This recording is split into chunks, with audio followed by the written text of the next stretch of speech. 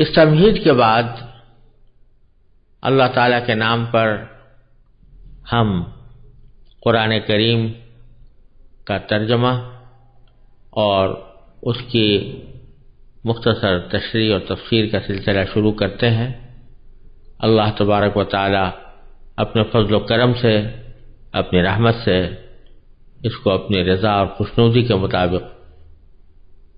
انجام دینے کی توفیق عطا فرمائے اور اس کو ہم سب کے لیے نافع اور مفید بنائے۔ اعوذ باللہ من الشیطان الرجیم، بسم اللہ الرحمن الرحیم، الحمد للہ رب العالمین، الرحمن الرحیم، مالک یوم الدین، ایاک نعبد و ایاک نستعین، اہدنا الصراط المستقیم، صراط الذین انعمت علیہم غیر المغضوب علیہم ولا الضالین۔ شروع اللہ کے نام سے جو سب پر مہربان ہے، بہت مہربان ہے۔ تمام تعریفیں اللہ کی ہیں جو تمام جہانوں کا پروردگار ہے،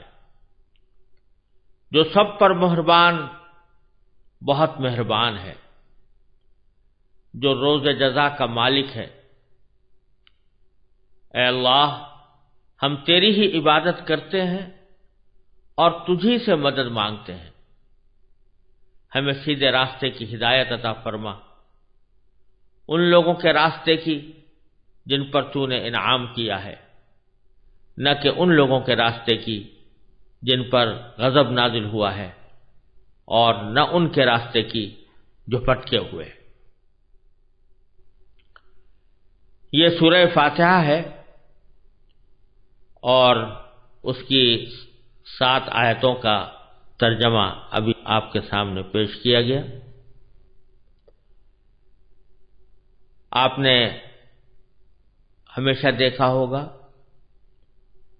کہ قرآن کریم کی تلاوت کا ایک ادب یہ ہے کہ قرآن کریم کی تلاوت کرنے سے پہلے اعوذ باللہ من الشیطان الرجیم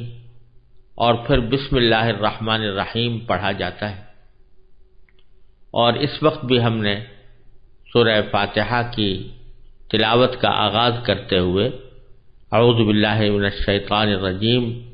اور پھر بسم اللہ الرحمن الرحیم پڑھا۔ ان دونوں فقروں کا پڑھنا تلاوت کے لیے ایک سنت ہے۔ ان میں سے جو پہلا فقرہ ہے یعنی اعوذ باللہ من الشیطان الرجیم، یہ خود قرآن کریم کی کوئی آیت نہیں ہے۔ دوسری طرف بسم اللہ الرحمن الرحیم قرآن کریم کی ایک آیت ہے۔ اعوذ باللہ من الشیطان الرجیم جو قرآن کریم کی آیت تو نہیں ہے، لیکن قرآن کریم کی ایک آیت کی تعمیل میں یہ جملہ پڑھا جاتا ہے، کیونکہ سورہ نحل میں اللہ تبارک و تعالیٰ کا ارشاد ہے کہ فَإِذَا قَرَأْتَ الْقُرْآنَ فَاسْتَعِذْ بِاللَّهِ مِنَ الشَّيْطَانِ الرَّجِيمِ، یعنی جب آپ قرآن پڑھیں تو مردود شیطان سے اللہ کی پناہ مانگ لیا کریں۔ یہ تعلیم دی گئی ہے کہ قرآن کریم کو شروع کرنے سے پہلے شیطان سے اللہ کی پناہ مانگنی چاہیے۔ چنانچہ اسی حکم کی تعمیل میں ہر قرأت سے پہلے اعوذ باللہ من الشیطان الرجیم پڑھا جاتا ہے، جس کے معنی یہ ہے کہ میں شیطان مردود سے اللہ کی پناہ مانگتا ہوں۔ یہ تعلیم اس لیے دی گئی ہے تاکہ جب انسان قرآن کریم کی تلاوت کرے یا اس کو سمجھنے کی کوشش کرے تو وہ خالصتاً اللہ تبارک و تعالیٰ کی رضا کی خاطر ہو اور صحیح طریقے پر ہو، اس کے آداب کے ساتھ ہو، کہیں ایسا نہ ہو کہ شیطان دل میں کوئی ایسی باتیں ڈالے یا کسی ایسے کام پر آمادہ کرے جو قرآن کریم کی تلاوت کے ادب اور قرآن کریم کی حرمت کے منافی ہوں اور قرآن کریم کے صحیح مفہوم کو سمجھنے میں دشواری پیدا کرے۔ اس لیے یہ تعلیم دی گئی ہے کہ اعوذ باللہ من الشیطان الرجیم پڑھ کر قرآن کریم کی تلاوت کا آغاز کیا کرو۔ یہاں یہ بات بھی بیان کر دینا مناسب ہے کہ یہ اعوذ باللہ من الشیطان الرجیم کا جملہ یہ خاص طور پر قرآن کریم کی تلاوت سے پہلے پڑھنے کے لیے سنت قرار دیا گیا ہے۔ دوسرے کسی مقام پر ایسا پڑھنا سنت نہیں، جیسے بعض لوگ تقریر کے شروع میں اعوذ باللہ من الشیطان الرجیم پڑھ کر تقریر شروع کرتے ہیں، تو یہ سنت نہیں، اگرچہ جائز ہے، کوئی ناجائز نہیں ہے، کوئی حرام نہیں ہے، اور اگر کوئی آدمی تقریر سے پہلے بھی اللہ تعالیٰ کی پناہ مانگے شیطان رجیم سے تو اس میں کوئی مذائقے کی بات نہیں، لیکن اس کو سنت نہیں سمجھنا چاہیے۔ سنت ہے صرف قرآن کریم کی تلاوت سے پہلے اعوذ باللہ من الشیطان الرجیم کہنا، اور ایک اور موقع پر بھی سنت ہے، بلکہ اس کا قرآن کریم نے حکم دیا ہے، وہ یہ کہ وَإِمَّا يَنزَغَنَّكَ مِنَ الشَّيْطَانِ نَزْغٌ فَاسْتَعِذْ بِاللَّهِ مِنَ الشَّيْطَانِ الرَّجِيمِ۔ تو یہ فرمایا گیا کہ اگر کسی وقت شیطان تمہیں کوئی کچوکا لگائے تو بھی اللہ کی پناہ میں آ جایا کرو، اللہ کی پناہ مانگا کرو شیطان رجیم سے۔ شیطان کچوکا کیا لگائے؟ اس کی کئی صورتیں ہوتی ہیں۔ ایک صورت یہ ہے کہ غصہ بہت زیادہ آ گیا اور غصے کی حالت میں انسان بعض اوقات اپنے آپے سے باہر ہو جاتا ہے اور شیطان اس کو کسی ایسے کام پر آمادہ کر دیتا ہے جو بعد میں پشیمانی کا، شرمندگی کا موجب ہوتا ہے، مناسب نہیں ہوتا۔ تو اللہ تعالیٰ نے فرمایا کہ جب تمہیں شیطان کوئی کچوکا لگائے، غصہ بہت زیادہ آ رہا ہے، تو اس کا ایک حل یہ ہے کہ تم اللہ کی پناہ میں آ جاؤ، یہ کہو کہ اعوذ باللہ من الشیطان الرجیم، میں شیطان الرجیم سے اللہ کی پناہ مانگتا ہوں، کہیں ایسا نہ ہو کہ شیطان مجھے اس غصے کی حالت میں کسی ایسے کام پر آمادہ کر دے جو ناجائز ہو، ناحق ہو، کسی کے ساتھ زیادتی پر مشتمل ہو، یا میری زبان سے کوئی ایسے کلمات نکل جائیں جو نامناسب ہیں۔ یہ اس سے پناہ مانگنے کے لیے یا اعوذ باللہ من الشیطان الرجیم پڑھنے کا حکم دیا گیا۔ اسی طرح اگر کبھی کسی گناہ کا خیال آئے، دل چاہ رہا ہے کہ میں فلاں گناہ کا ارتکاب کر لوں، اعوذ باللہ العلی العظیم، تو اس موقع پر بھی یہ شیطان کا کچوکا ہے جو وہ لگا رہا ہے گناہ کی طرف بلانے کے لیے، تو اس موقع پر بھی یہ اعوذ باللہ من الشیطان الرجیم پڑھ لینا قرآن کریم کی اس آیت کی تعمیل میں بہتر ہے۔ تو یہ دو مواقع ہیں جہاں پر کہ اعوذ باللہ من الشیطان الرجیم پڑھنے کا یا حکم دیا گیا ہے یا اس کو سنت قرار دیا گیا ہے یا کم از کم اس کی ترغیب دی گئی ہے، ایک تلاوت شروع کرتے وقت اور دوسرے اس وقت جب کہ شیطان نے کوئی دل میں ایسی بات ڈالی ہو جو کسی نامناسب کام کی طرف انسان کو لے جا سکتی ہو۔ باقی اور حالات میں مسنون نہیں ہے، لیکن ظاہر ہے کہ کوئی جملہ ایسا ہے کہ جس میں اللہ کی پناہ مانگی جا رہی ہے تو کوئی ناجائز بات نہیں ہے، کوئی بری بات نہیں ہے، یہ جس وقت بھی انسان اللہ کی پناہ میں آ جائے بہتر ہے۔ یہ تو تفصیل تھی اعوذ باللہ من الشیطان الرجیم۔ اس کے بعد دوسرا فقرہ جو تلاوت سے پہلے پڑھا جاتا ہے وہ ہے بسم اللہ الرحمن الرحیم۔ یہ باقاعدہ قرآن کریم کی آیت ہے اور اس کو ہر سورت کے شروع میں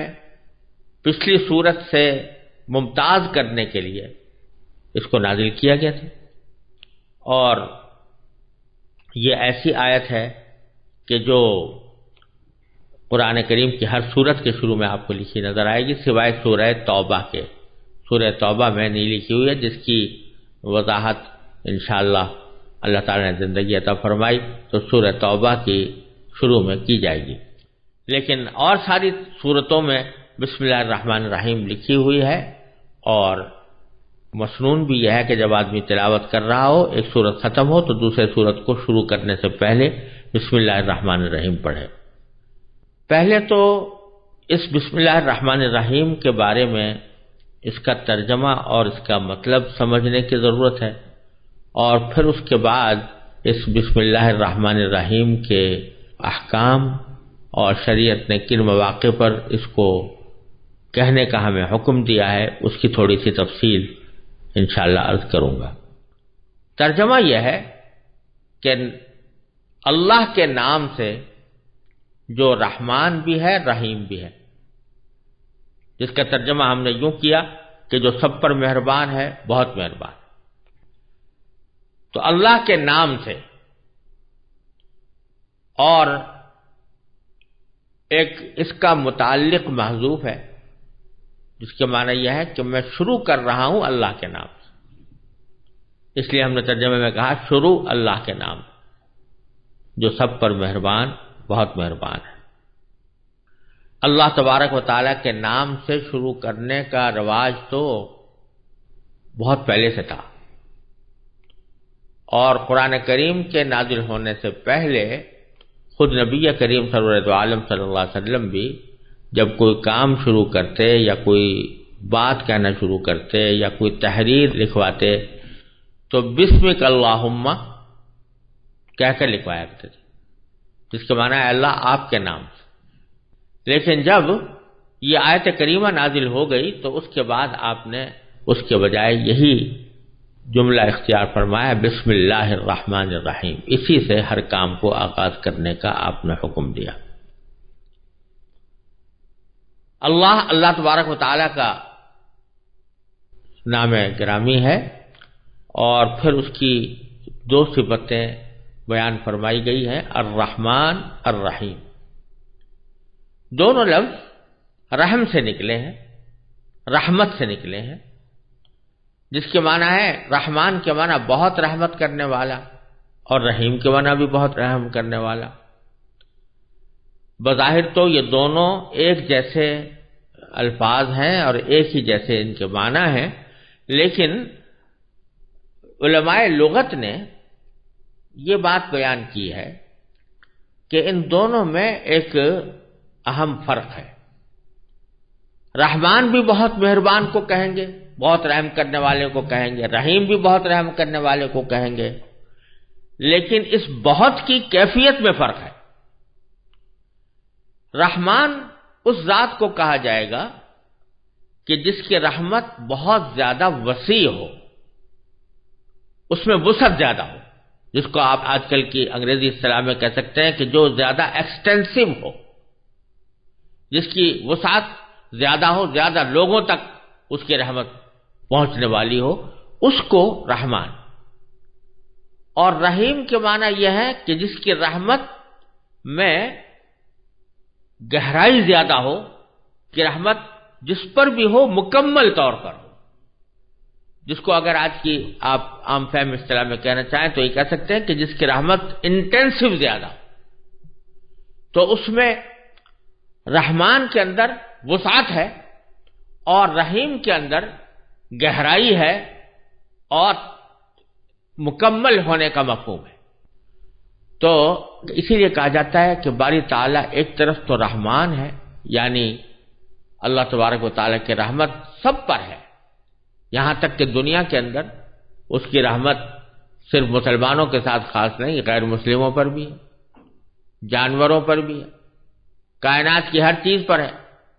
درختوں پر بھی ہے، جمادات پر بھی ہے، نباتات پر بھی ہے۔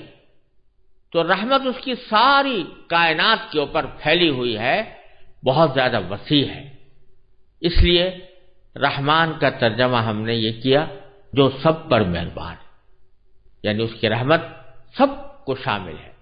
بہت پھیلی ہوئی ہے، وسعت رکھتی ہے، بہت ایکسٹینسو ہے۔ اور رحیم کا مطلب یہ کہ رحمت کامل ہے، مکمل ہے، انٹینسو ہے، اس میں گہرائی ہے، جس پر بھی ہے وہ تکمیل کے ساتھ ہے، پورے طور پر ہے، اس میں کوئی نقص نہیں، اس میں کوئی کمی نہیں، اسی لیے ہم نے اس کا ترجمہ بہت مہربان سے کیا۔ تو اب آیت کا ترجمہ یہ ہوا کہ شروع اللہ کے نام سے جو سب پر مہربان ہے، بہت مہربان ہے، سب پر مہربان رحمان اور بہت مہربان رحیم۔ ایک فرق تو ان دونوں میں یہ ہے۔ دوسرا فرق یہ ہے کہ رحمان کا جو لفظ ہے وہ صرف اللہ تبارک و تعالیٰ کے ساتھ خاص ہے۔ اللہ تعالیٰ کے علاوہ کسی بھی فرد کو رحمان نہیں کہا جا سکتا، کیونکہ اس کی رحمت، اللہ تبارک و تعالیٰ کی رحمت، یہ وسعت کا اس میں اشارہ ہے، تو وسیع رحمت کسی کی بھی نہیں ہو سکتی۔ کوئی فرد دنیا میں یہ دعویٰ نہیں کر سکتا کہ اس کی رحمت یا اس کا رحم کائنات کی ہر چیز کو شامل ہے، کوئی بھی نہیں کہہ سکتا۔ یہ صرف اللہ تبارک و تعالیٰ کی صفت ہے کہ اس کی رحمت پوری کائنات کو شامل ہوتی ہے، پوری کائنات کے اوپر وسعت رکھتی ہے۔ لہذا رحمان کا لفظ کسی اور کے لیے، اللہ تبارک و تعالیٰ کے سوا کسی اور کے لیے استعمال کرنا جائز نہیں، حرام ہے۔ اگر کوئی شخص کسی انسان کو رحمان کہے تو یہ شرک ہے، کیونکہ اللہ تبارک و تعالیٰ کے ساتھ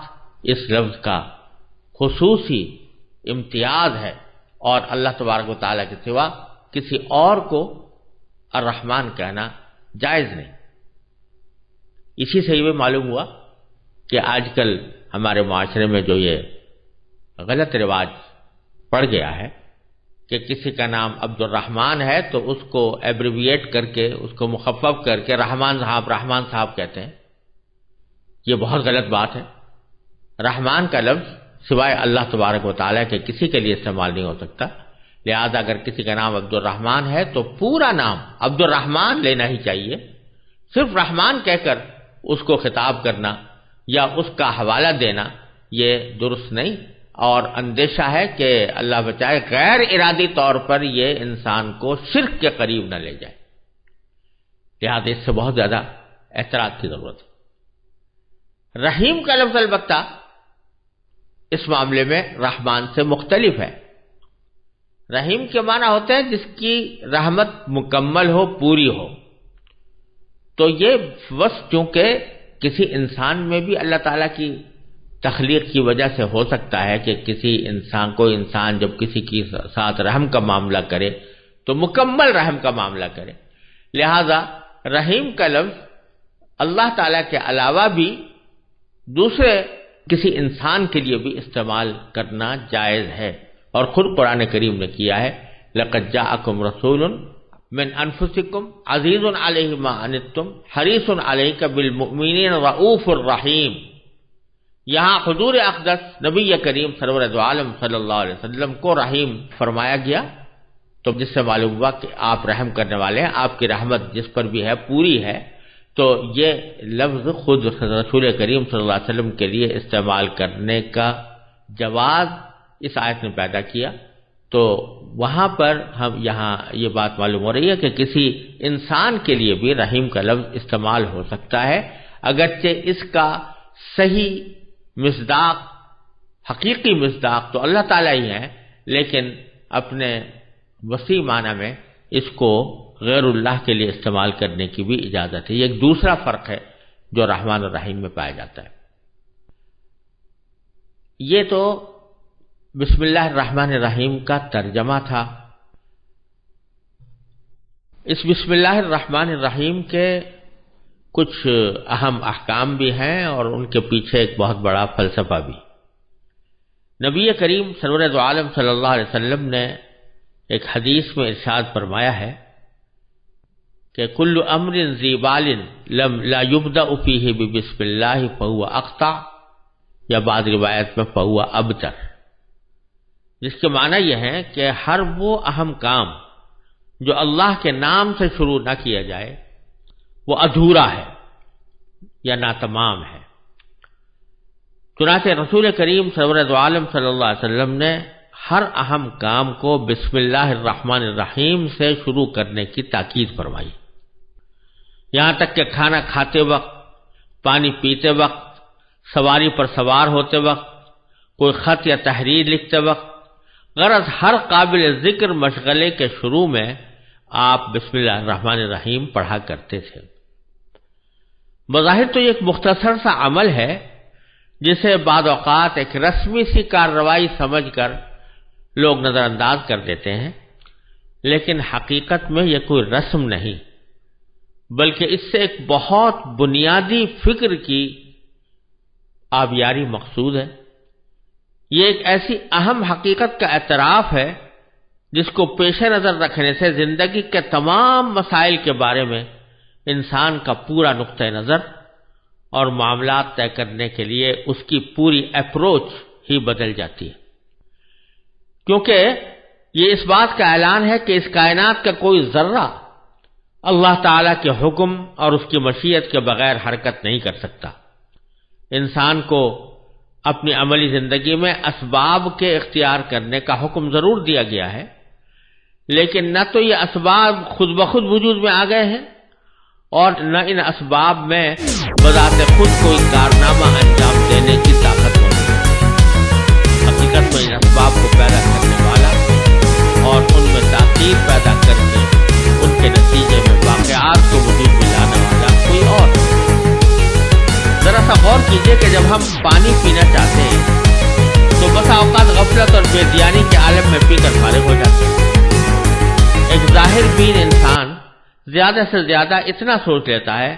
کہ اسے پانی کہاں سے حاصل ہوا، کس کنویں سے یا دریا سے یا جھیل سے،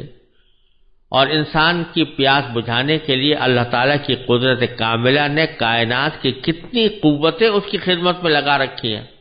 اور اس کے لیے کیسا عجیب و غریب نظام بنایا ہوا ہے، اس کا دھیان بہت کم لوگوں کو آتا ہے۔ اللہ تعالیٰ نے پانی کا عظیم الشان ذخیرہ سمندروں کی شکل میں محفوظ فرمایا اور اسے سڑنے سے بچانے کے لیے اول تو اسے نمکین بنا دیا ہے اور دوسری طرف اسے ہر دم اس طرح رواں دواں رکھا ہے کہ اس کی موجیں حرکت اور بےتابی کی علامت بن گئی، اور باوجود کہ اس میں روزانہ ہزارہ جانور مرتے ہیں لیکن یہ پانی کبھی سڑتا نہیں۔ لیکن انسان کے لیے پانی کے اس عظیم الشان ذخیرے سے براہ راست فائدہ اٹھانا ممکن نہیں تھا، اس لیے کہ اول تو اس میں پانی کی کڑواہٹ ہی ایسی تھی کہ اسے انسان پی نہیں سکتا تھا، دوسرے اس پانی کا حصول صرف آس پاس بسنے والوں کے لیے ہی ممکن تھا، دور رہنے والے اس سے فائدہ نہیں اٹھا سکتے۔ اس کے لیے اللہ تبارک و تعالی نے ایک طرف سمندر سے مانسون اٹھا کر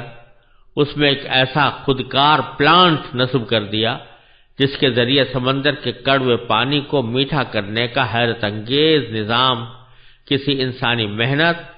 یا مالی خرچ کے بغیر مسلسل جاری ہے۔ دوسری طرف اس مانسون کو بادلوں کی شکل دے کر اللہ تعالیٰ نے ایک مفت ایئر کارگو سروس فراہم کر دی ہے جس کے ذریعے یہ سیال پانی ہوا میں تیرتا اور سینکڑوں بلکہ ہزاروں میل کی مسافت طے کرتا ہے، اور اس کی فضائی پرواز نے دنیا کے ہر خطے کو سمندر کا پانی میٹھا کر کے سپلائی کرنے کی ذمہ داری لے رکھی۔ لیکن نہ تو انسان یہ برداشت کر سکتا تھا کہ اس پر ہر وقت بادل چھائے رہیں اور بارش برستی رہے، اور نہ اس میں یہ طاقت تھی کہ وہ سال بھر یہ 6 مہینے کا پانی ایک ساتھ اکٹھا کر کے رکھ سکے۔ لہذا اللہ تبارک و تعالیٰ کی قدرت و حکمت نے یہ انتظام فرمایا کہ بادلوں کا یہ پانی پہاڑوں پر برسا کر اس کے منجمد ذخیرے برف کی شکل میں محفوظ فرما دیے۔ پانی کا یہ دل فریب کولڈ سٹوریج پہاڑوں کی چوٹیوں پر دلاویز نظارے تو فراہم کرتا ہی ہے، لیکن اس کا اصل کام ہماری پیاس بجھانے کا انتظام ہے۔ اسی کو قرآن کریم نے یہ ارشاد فرمایا کہ افرأیتم الماء الذی تشربون اانتم انزلتموہ من المزن ام نحن المنزلون، کہ ذرا غور تو کرو کہ وہ پانی جو تم پیتے ہو کیا تم نے اس کو بادلوں سے اتارا ہے یا ہم نے اس کو بادلوں سے اتارا ہے؟ ہم ہیں اس کو بادلوں سے اتارنے والے۔ پھر انسان کو یہ تکلیف بھی نہیں دی گئی کہ وہ اس برفستان میں خود جا کر اپنی ضرورت پوری کرے، بلکہ اسے سورج کی گرمی سے پگھلا کر دریا اور پہاڑی نالے بنا دیے گئے، اور اس کے علاوہ پانی کے سوتوں کے ذریعے زمین کے کونے کونے میں ایسی پائپ لائن بچھا دی گئی ہے کہ انسان جہاں سے زمین کھودے وہیں سے پانی برآمد ہو جاتا ہے۔ سمندر سے پانی اٹھا کر اسے پہاڑوں پر محفوظ کرنے اور پھر زمین دوز پائپ لائن کے ذریعے دنیا کے چپے چپے تک اسے پہنچانے کے عظیم الشان سلسلے میں کہیں بھی کسی انسانی عمل یا اس کی فکر و کاوش اور منصوبہ بندی کا کوئی دخل نہیں۔ انسان کا کام صرف اتنا ہے کہ وہ ان بہتے ہوئے دریاؤں یا زمین میں پوشیدہ سوتوں سے اپنی ضرورت کے مطابق پانی حاصل کر لے۔ اگرچہ یہ کام پانی کی سپلائی کے مذکورہ بالا قدرتی اور آفاقی نظام کے مقابلے میں نہایت محدود اور مختصر کام ہے، لیکن اس محدود سے کام کی انجام دہی میں بھی انسان بڑی مشقت اٹھاتا، بہت روپیہ خرچ کرتا اور کائنات کے دوسرے وسائل سے کام لیتا ہے۔ پانی کا ہر وہ گھونٹ جو ہم ایک لمحے میں اپنے حلق سے اتار لیتے ہیں، آب رسانی کے سارے طویل عمل سے گزر کر ہم تک پہنچتا ہے، جس میں سمندر، بادل، پہاڑ، آفتاب، ہوائیں، ندی نالے، زمین اور اس میں پوشیدہ خزانے، اس پر چلتے ہوئے جانور اور بالآخر انسان اور اس کے بنائے ہوئے آلات سب اپنا اپنا کردار ادا کر چکے ہوتے ہیں۔ جب حضرت صلی اللہ علیہ وسلم نے یہ تعلیم دی کہ پانی پینے سے پہلے بسم اللہ الرحمن الرحیم کہو، یا کم از کم بسم اللہ ہی کہہ دو، جس کا مطلب یہ ہے کہ اللہ کا نام لے کر پانی پینا شروع کرو، تو در حقیقت اس کا مقصد یہی ہے کہ پانی کی اس نعمت کے استعمال سے پہلے اللہ تبارک و تعالیٰ کے اس احسان عظیم کو یاد کرو، جس سے تمہارے ہونٹوں تک پانی کے یہ گھونٹ پہنچانے کے لیے کائنات کی کتنی قوتوں کو تمہاری خدمت میں لگا دیا۔ اس پانی کے حصول کے لیے تم نے چند ظاہری اسباب ضرور اپنے عمل اور اپنی محنت سے اختیار کیے، لیکن ان ظاہری اسباب کی رسائی ایک خاص حد سے آگے نہیں تھی۔ اس حد کے پیچھے اللہ تعالیٰ کی ربوبیت کا وہ محیر العقول نظام کام کر رہا ہے، جو انسان کے عمل ہی نہیں، اس کی سوچ اور تصور کی پرواز سے بھی بالاتر ہے۔ پھر ایک عام آدمی کو اس سے زیادہ کسی بات سے سروکار نہیں ہوتا کہ اسے پیاس لگی تھی، جسے اس نے ایک گلاس پانی پی کر تسکین دے دی، لیکن یہ پانی حلق سے اتر کر کہاں جا رہا ہے اور اس کے جسم کی کیا کیا خدمات انجام دے رہا ہے، اس کی طرف عام طور سے کسی کا دھیان بھی نہیں جاتا۔ ذرا غور سے کام لیں تو در حقیقت ہماری جسمانی مشینری کے ایک ایک پرزے کو پانی کی ضرورت تھی، جس کے بغیر یہ مشینری کام نہیں کر سکتی تھی، لیکن چونکہ عام انسان یہ بھی پتہ نہیں لگا سکتا کہ اس کے جسم میں کب پانی کی مطلوبہ مقدار کم ہو گئی ہے، اس لیے قدرت خداوندی نے اسے پیاس کی شکل میں ایک عام فہم میٹر عطا کر دیا، جو ہر عالم و جاہل، شہری اور دیہاتی، یہاں تک کہ ناسمجھ بچے کو بھی خود بخود یہ بتا دیتا ہے کہ اسے پانی کی ضرورت ہے۔ وہ اسے صرف اپنے ہونٹ اور حلق کی ضرورت سمجھتا ہے اور انہی دو چیزوں کو تر کر کے مطمئن ہو جاتا ہے کہ پیاس بجھ گئی، لیکن در حقیقت پانی کا اصل فائدہ اس سے کہیں آگے ہے۔ وہ صرف ہونٹ اور حلق کی ہی نہیں بلکہ پورے جسم کی مانگ تھی۔ وہ حلق سے گزر کر جسم کے ہر اس حصے کو سیراب کرتا ہے جسے اپنی زندگی برقرار رکھنے کے لیے اس کی ضرورت تھی، اور اس طرح جسم کی اندرونی پائپ لائن کے ذریعے وہ پانی سر سے لے کر پاؤں تک ضرورت کی تمام جگہوں تک پہنچایا جاتا ہے، اور پھر جتنے پانی کی جسم کو ضرورت ہوتی ہے اتنا جسم میں باقی رہتا ہے، اور باقی حصہ جسم کی دھلائی کرنے کے بعد اپنے ساتھ مضر اجزاء کو بہا کر دوبارہ جسم سے باہر نکل جاتا ہے۔ مشہور ہے کہ ہارون رشید ایک مرتبہ پانی پینے کے لیے گلاس ہاتھ میں لیے ہوئے تھے۔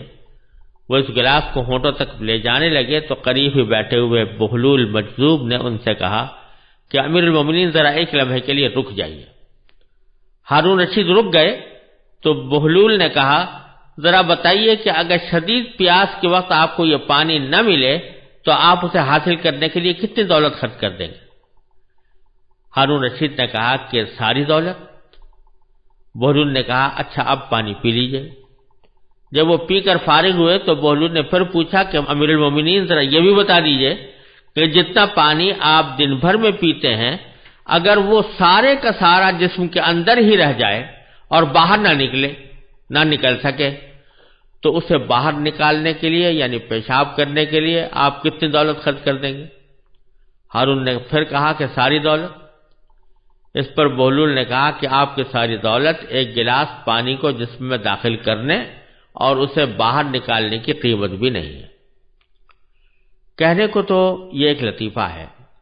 لیکن واقعتاً یہ ایک ایسی سامنے کی حقیقت ہے جو بدیہی ہونے کے باوجود ہماری نظروں سے اوجھل رہتی ہے۔ یہ تو ایک پانی کی مثال تھی۔ روٹی کے نوالے کو لے لیجئے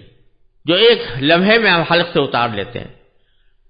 ایک ظاہر بھی نکاح صرف حد تک جاتی ہے کہ ہم نے اپنے کمائے ہوئے پیسوں سے بازار سے آٹا خریدا اور اسے روٹی تیار کر لی، لیکن بازار تک اس آٹے کو پہنچانے کے لیے کائنات کی کتنی طاقتیں سرگرم رہیں اس کی طرف عموماً نگاہ نہیں جاتی۔ انسان کا کام اتنا ہی تو تھا کہ وہ زمین میں ہل چلا کر اس میں بیج ڈال دے، لیکن کون ہے جس نے اس چھوٹے سے بیج میں ایسا پروسیسنگ پلانٹ لگایا ہوا ہے کہ اس میں سے کوپل پھوٹ نکلی؟ کون ہے جس نے مٹی کے دبیز تہوں میں اس کوپل کی پرورش کی اور اسے یہ قوت عطا کی کہ وہ اپنے منحنی جسم کی لچکدار نوک سے زمین کا پیٹ پھاڑ کر نمودار ہو اور ایک لہلہاتی ہوئی کھیتی میں تبدیل ہو جائے؟ پھر کون ہے جس نے اس پر چاند سورج کی کرنیں بکھیری، اسے لہراتی ہوئی ہواؤں کا گہوارہ فراہم کیا، اس پر بادلوں کا شامیانہ تان دیا اور اس کو جھلسنے سے بچایا اور اس پر رحمت کا مے برسا کر اس کی نشو و نما کی رفتار تیز کر دی، یہاں تک کہ ایک ایک کھیت میں سینکڑوں خوشے اور ایک ایک خوشے میں سینکڑوں دانے وجود میں آ گئے۔ قرآن کریم اسی حقیقت کو یاد دلاتے ہوئے کہتا ہے افرأیتم ما تحرثون اانتم تزرعونہ ام نحن الزارعون، ذرا بتاؤ تو صحیح کہ جو کچھ تم زمین کو گاہ کر اس میں ڈال دیتے ہو کیا تم اسے اگاتے ہو یا ہم ہیں اگانے والے؟ لہذا جب سرکار دو عالم صلی اللہ علیہ وسلم نے یہ فرمایا کہ کھانا کھانے سے پہلے بسم اللہ کہو تو اس کا مقصد اسی حقیقت کی طرف توجہ دلانا ہے کہ اس نوالے کا حصول صرف تمہاری قوت بازو کا کرشمہ نہیں بلکہ یہ اس دینے والے کی دین ہے جس نے اسے تم تک پہنچانے کے لیے کائنات کی عظیم طاقتوں کو تمہارے لیے رام کر دیا ہے۔ لہذا اس نوالے سے لطف اندوز ہوتے ہوئے اس دینے والے کو فراموش نہ کرو۔ یوں تو اللہ تعالیٰ کی عطا اس کی ہر مخلوق کے لیے عام ہے، کھانا اور پانی جانوروں کو بھی ملتا ہے، لیکن جس انسان کو اللہ تعالیٰ نے عقل و شعور بخشا ہے اس میں اور بے شعور جانور میں اتنا فرق تو ہونا چاہیے کہ یہ باشعور مخلوق ان نعمتوں سے فائدہ اٹھاتے وقت غفلت کا مظاہرہ کرنے کے بجائے اپنے حقیقی محسن کو یاد کر لیا کرے۔ یہ یاد کرنا ہی در حقیقت بسم اللہ الرحمن الرحیم پڑھنے کا ایک اہم بنیادی مقصد ہے جو ہر کام کے شروع میں پڑھنے کی تلقین فرمائی گئی ہے۔ اور پھر اس کا ایک عظیم فائدہ یہ ہے کہ جب بھی آدمی کوئی کام اللہ کے نام سے شروع کر رہا ہے تو دوسری طرف وہ اپنے اس کام کی تکمیل کو اور اس کے انجام کو اپنے اللہ کے سپرد کر رہا ہے۔ جب وہ یہ کہتا ہے کہ میں یہ کام اللہ کے نام پر کر رہا ہوں، اللہ بھی کون؟ جو رحمان ہے اور رحیم ہے، تو اس کا مطلب یہ کہ میں اس ذات کے سپرد اس کام کو کر رہا ہوں جو بڑی رحمت والی ہے، جس کی رحمت وسیع بھی ہے، جس کی رحمت بہت گہری بھی ہے۔ میں اس کے سپرد کر رہا ہوں تاکہ میرے اس کام کو وہی اپنے فضل و کرم سے تکمیل تک بھی پہنچائے اور اس کا اصل مقصد بھی مجھے حاصل ہو۔ جب آدمی اللہ تبارک و تعالیٰ کی طرف اس طرح رجوع کر کے کوئی کام شروع کرتا ہے تو اول تو اس کام میں انشاءاللہ برکت ہوتی ہے، دوسرے یہ کہ اس عمل سے بندے کے اندر ایک عاجزی، درماندگی اور اپنے تواضع کا احساس پیدا ہوتا ہے، کیونکہ جب یہ بار بار اللہ تعالیٰ کے نام کا حوالہ دیتا ہے تو رفتہ رفتہ اس کے دل میں یہ شعور جڑ پکڑ لیتا ہے کہ وہ اس دنیا میں خالق اور مالک بن کر نہیں آیا بلکہ مخلوق اور اپنے مالک کا بندہ بن کر آیا ہے۔ یہ بندگی کا احساس اس کے دل میں تواضع، عاجزی، ہمدردی اور غمگساری پیدا کرتا ہے، اور فرعونیت، تکبر اور رعونت کے رذیل جذبات سے اس کی حفاظت کرتا ہے۔ لہذا اس بسم اللہ الرحمن الرحیم کو پڑھنے کا جو ایک سبق دیا گیا ہے یہ اپنے پیچھے حکمتوں کا ایک جہان رکھتا ہے، اور اسی لیے نبی کریم صلی اللہ علیہ وسلم نے فرمایا کہ اپنے ہر کام کا آغاز بسم اللہ الرحمن الرحیم سے کرو، اور اللہ تبارک و تعالی نے بھی اپنی کتاب مجید کا آغاز بسم اللہ الرحمن الرحیم سے کر کے اس بات کا سبق دے دیا کہ جب ہم بسم اللہ الرحمن الرحیم کہہ کر آغاز کر رہے ہیں جبکہ ہم ہر قسم کی حاجت سے بے نیاز ہیں، تو یہ تمہیں تعلیم دی جا رہی ہے کہ تم اپنے کاموں کو اللہ کے نام سے شروع کیا کرو۔